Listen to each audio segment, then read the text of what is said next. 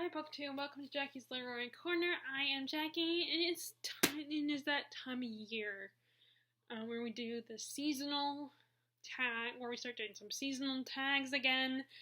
And this first one I'm doing is the end of the year book tag, which is not technically the end of the year, but the way the questions, if you have not seen this tag performed, the way the questions are phrased, it's a tag that you don't want to wait until the actual end of the year. It's just talking about the end of the year, if that makes sense. But maybe I didn't need to state all that, and you guys already know what this is. So, first I'm going to do the end of the year book tag, and then later I will film the other autumnal book tag. Okay, so the first question for the end of the year book tag is, are there any books you started this year but haven't finished yet? And I threw in some books there that some of them I've started this year and some of them I started a few years ago. Like literally a few years ago. So, and as you saw in my attempted thumbnail, these are some of the books, but I have a lot more down here in a pile on the floor. Okay, first is Nos for A2. When I first got this book, Nos for A2 by Joe Hill, when I first got this book, I got it from the library, but as you can see, it's a chunky book, which I've already ruined. Also, as you can see, I got a little water on it. I brought it with me to work, and then my water bottle leaked a little bit, and got on the book, so now it's kind of ruined. It's a little more bulky than it should be, but I wasn't gonna, I don't want to waste my money and buy another copy when it's still perfectly readable. It's just a little fragile. Of course, it's not as fragile as my copy of the old Curiosity Shop, which that one, I think that was just a combination of me doing that thing where this and the fact that it's like, I think it might have been an acceptable, because you can either get a good edition, acceptable edition, or a new edition, or I think that's all of them, of when you order off thrift books. And I probably got a good or acceptable one, so it's probably more fragile. But anyway, so this is by Stephen King's son, Joe Hill, and which I believe Hill is Joe's middle name.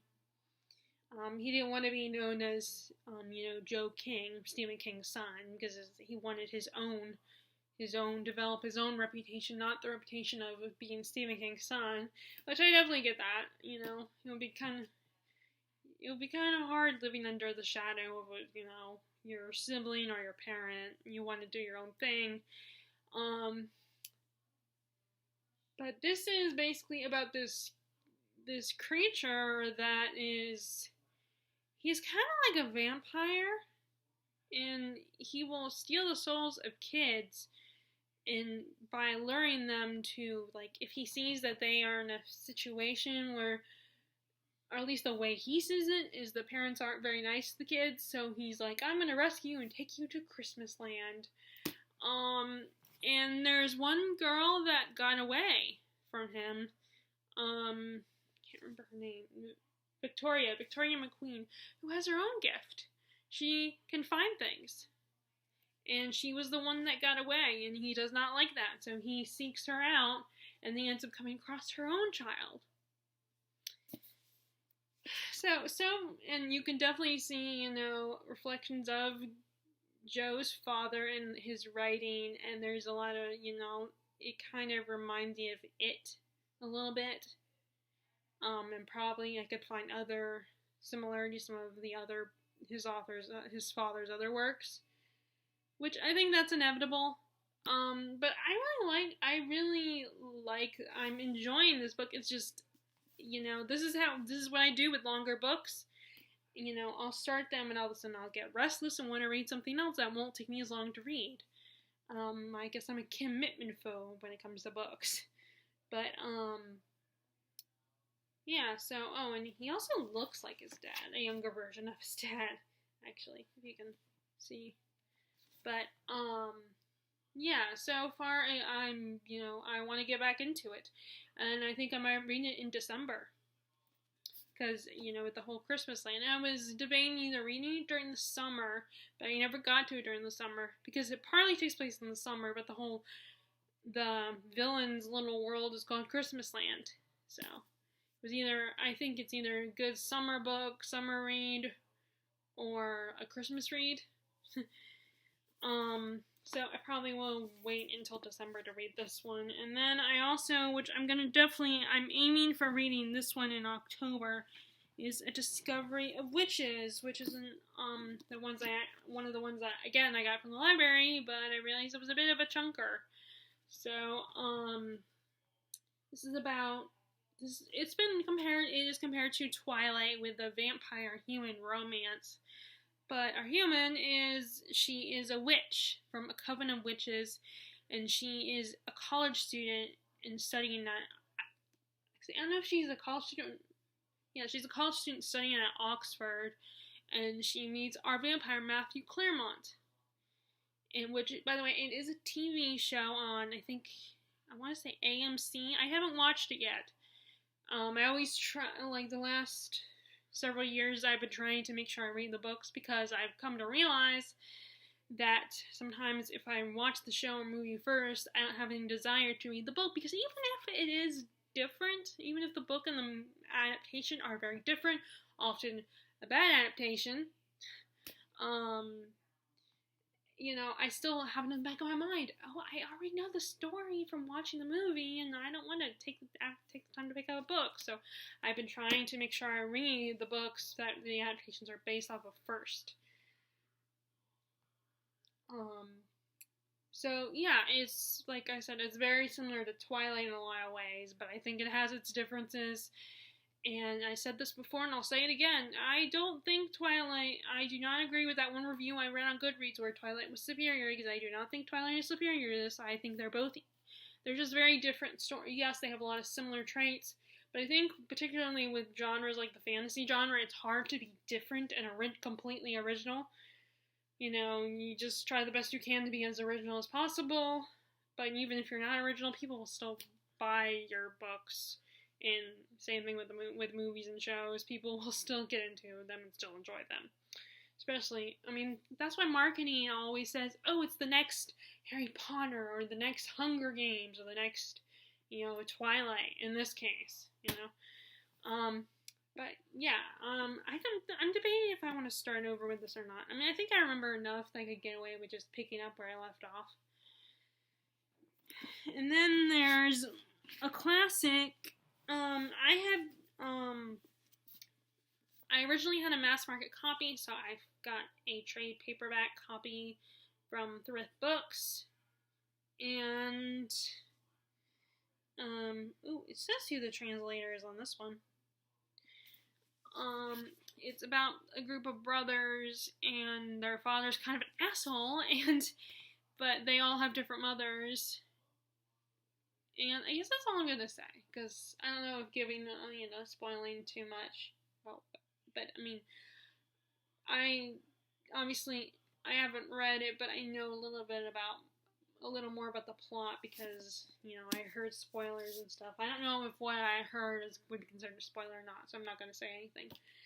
But, I started this and have been meaning to pick it up again. It's either between this or The Idiot by Joyce. And, I decided that I want to get this one read. I want to read this one first, and then read The Idiot. Okay, so, and then there's Moby. This is one of the ones I actually did start this year, and that's Moby Dick. I started reading it over the summer. I was reading this one, and prior read The Orchard Tree, which technically that's another one that I restarted, actually, during the summer, but, I didn't bring it over here with me. This is, in case you don't know, most people probably do know what this is about. It's this guy, Ishmael. He joins this crew who are setting sail to find this infamous whale. Their captain, Ahab, calls Moby Dick, and it was the whale that he's seeking vengeance on because the whale ate his leg. think it was his leg. And this was the first time I really heard about this book. I was on Matilda the movie, not the book.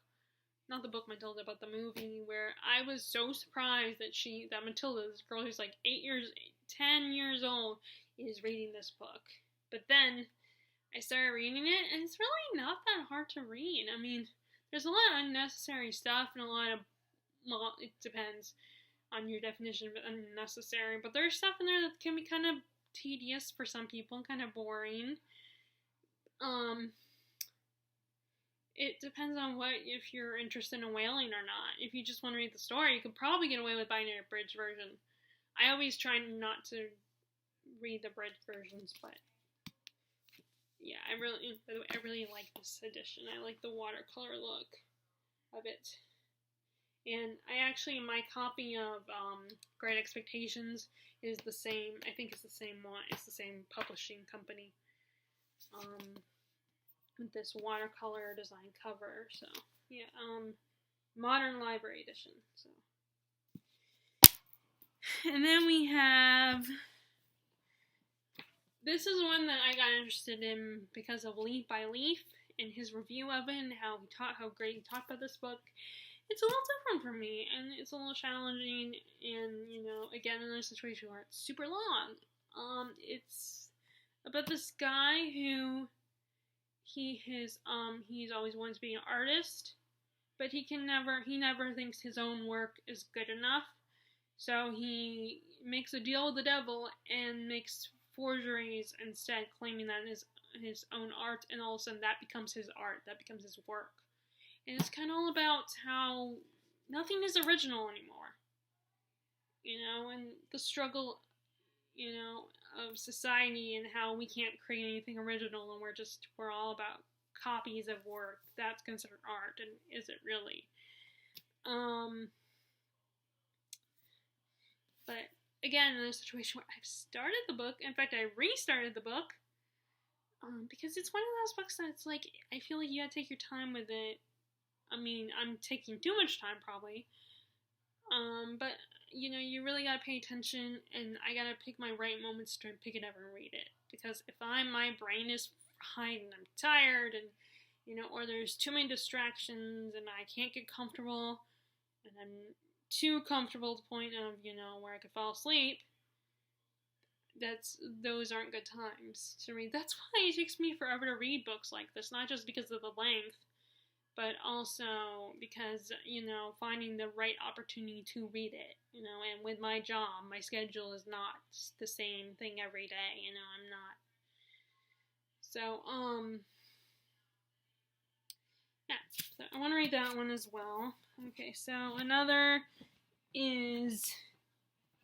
this other book is another classic, and again, it's one of these books where I need to pick the right time to start reading it, because it requires a lot of concentration, and my mind opened and ready to comprehend.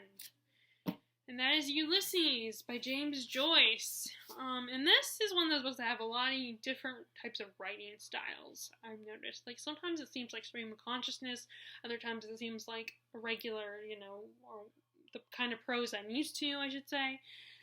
And I think it's supposed to be a retelling of the Odyssey, or inspired by the Odyssey.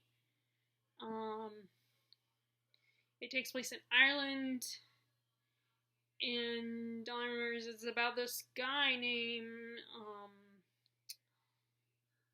what is his name?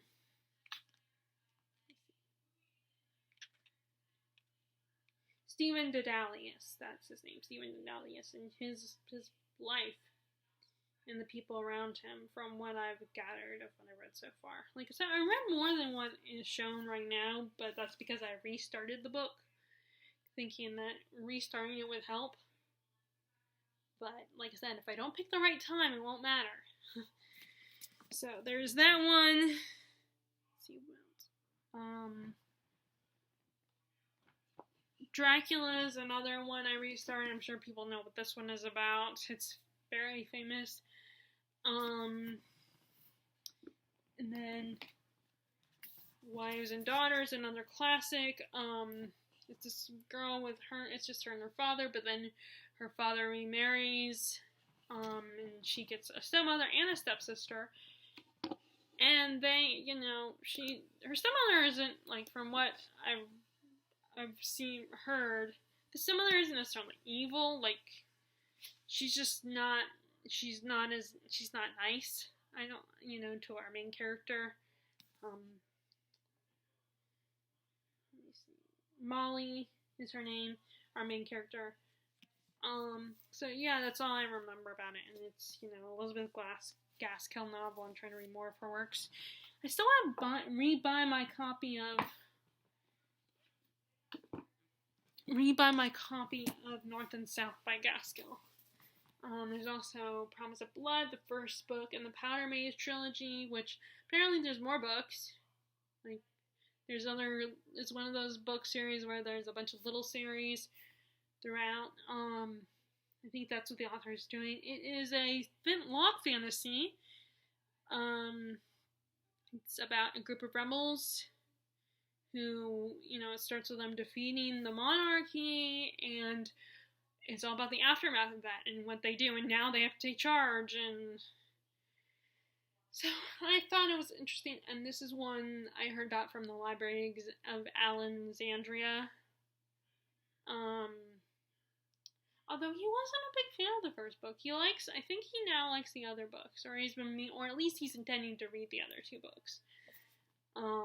Because from what he said, this is really the only flintlock fantasy that's out there right now anyway. So, I did start it, and it has a very interesting beginning and a really intriguing premise. I just haven't picked it up. I've got, again, distracted. There's also Jonathan Strange and Mr. Norrell. This is one where I had a mass market copy, but I rebought it. So and I did start it. I read, like, the first chapter, because, again, it's been a long time since I read it. But, like I said, distracted by other books. That won't take me as long to read. And, of course, this is October. It's October, not right now, but October is coming up in, like, a week. So, Booktober time, and I'm trying to squeeze in a few more books for September that aren't Victorian or, well, okay, I can't say that because I'm reading the Old Curiosity Shop, but just squeeze in a few other books. And then there's last two books I'm going to show you to answer this first question are, Stephen King books. It and The Stand. Again, it was another one where I bought it. I had a mass market copy, and although I thought it might have been a B paperback, but maybe it's not a B paperback. I don't know. I don't know how that all works, but I rebought a regular size paperback, a trade paperback of it. I've been slowly accumulating all Stephen King books that I have in this kind of format, because originally I either mass markets or hardbacks of Stephen King, and I like reading paperbacks, regular size paperbacks. So about this one, I restarted it. I'm still kind of in the part where all the adult versions of the kids are slowly coming back to Derry. And then we have his book, The Stand, which I don't know if you want to read it, if the book you want to read now or not, because it's about a virus that kills half the population, and it's the aftermath, and you have a group of people, and they either follow this woman who is a healer, and she's supposed to be like the good guy, the light, the good person, and then you have the bad guy whose name escapes me at the moment, and they have to decide are they going to follow her or him, and he's kind of the bad guy. And they're actually remaking this into, I don't know if it's going to be I can't remember if it's going to be a TV series or not. But they're remaking it. They had a miniseries version of it years ago, which I bought. I wanted to. That's one of the situations where I've debated if I should just go ahead and watch the adaptation first, when it's this long. This will be a long time before I get to it. But, yeah, so there's that. Okay, so I'm gonna stop there because that took up half this video. Well, maybe a little less than half. Okay, question number 2. Do you have an autumnal book to transition into the end of the year? And I just went ahead and said, where is it?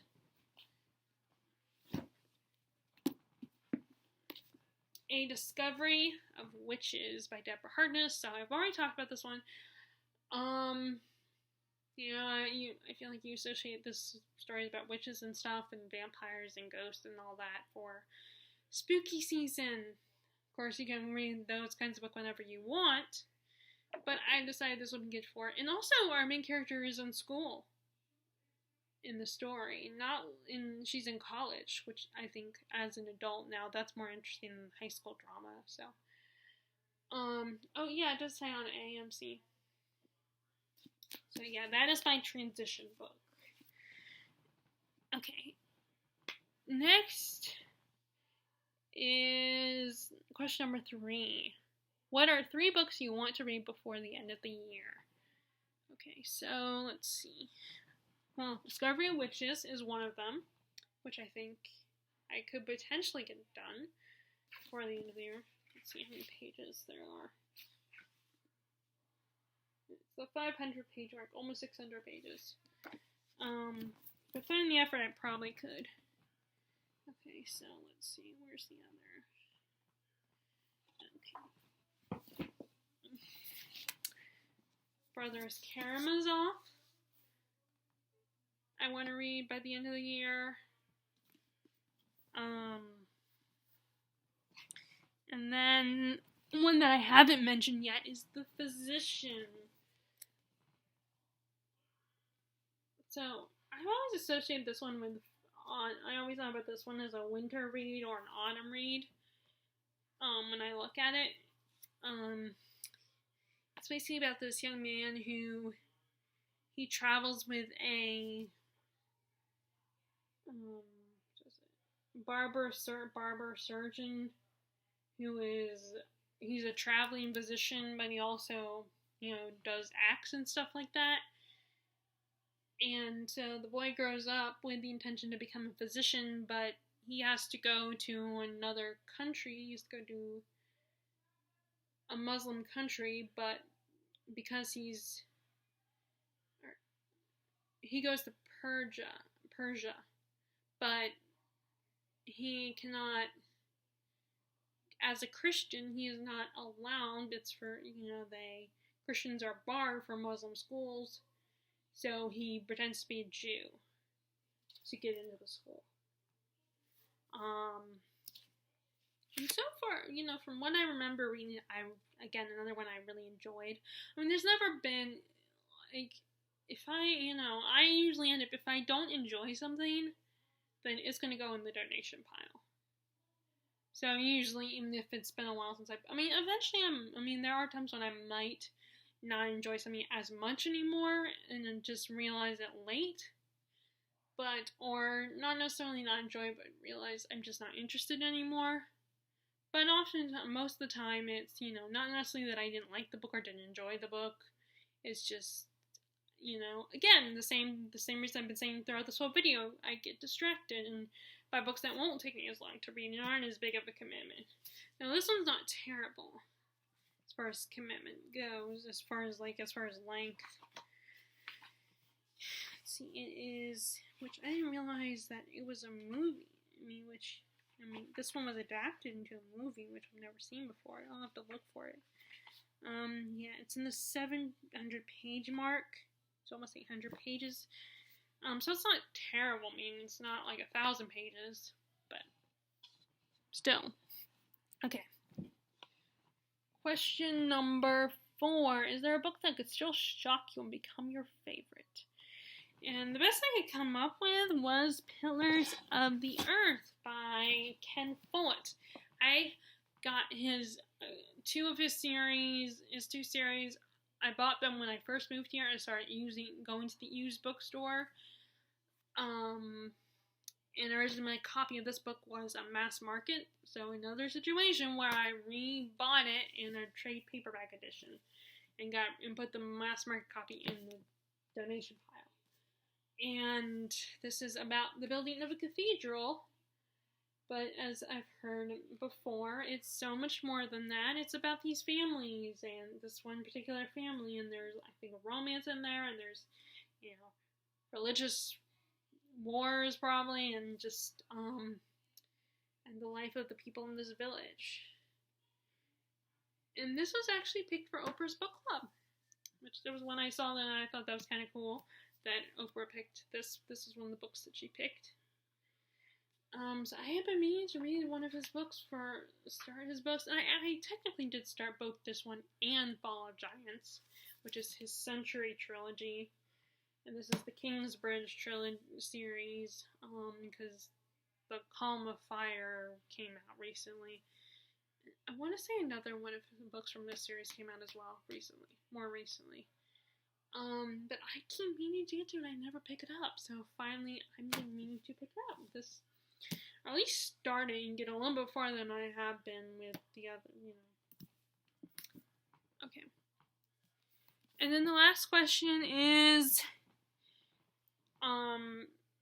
have you already started making plans for next year? And no, I have not this time, because I've learned that if I make plans too far in advance, then all of a sudden the plans will change. Either that, or I will start thinking about, all the books I need to read. Like, my list will just keep growing and growing, and I know I cannot read, like, all those books. Especially if I'm including books that are, like the size of Pillars of the Earth. So I just feel like I need to just wait until December to start thinking about them.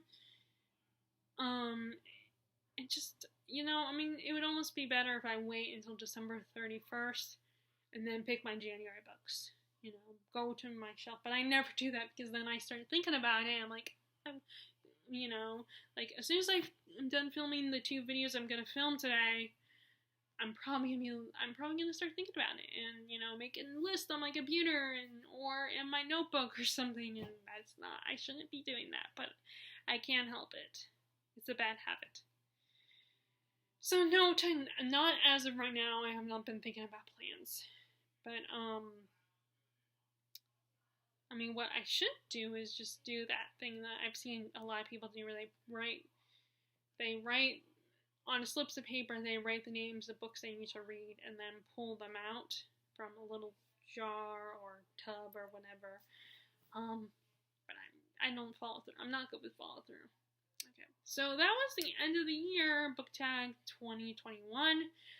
If you guys like to do this tag, feel free to do it. Consider yourself tagged. It's a fun little tag, to think about what your plans are for the rest of the year as far as reading. And I hope you are staying safe and enjoying your reading, and I will talk to you all later. Alright, bye!